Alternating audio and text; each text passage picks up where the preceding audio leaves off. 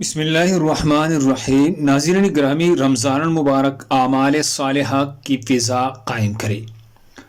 رمضان المبارک کی آمد سے قبل ہی نبی اکرم صلی اللہ علیہ وسلم صحابہ کرام کے جذبات کو جلا بخشتے، اعمال صالحہ میں لگنے کی عزم کی تجدید فرماتے اور نیکیوں میں سبقت لے جانے کے لیے ان میں ایک نئی روح پونک دیتے۔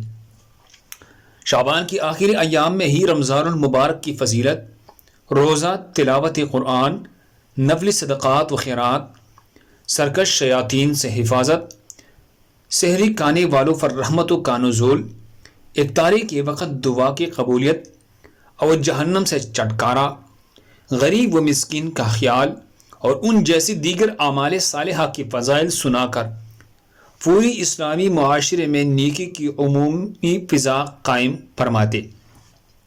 اللہ رب العزت ہمارے معاشرے میں بھی نیک اور اعمال صالحہ کا عمومی ماحول پیدا فرما دے۔ اللہ ہم سب کو اس پر عمل کرنے کی توفیق عطا فرمائے۔ دوسرے مسلمانوں کے فائدے کے لیے آگے ضرور شیئر کرے۔ جزاک اللہ۔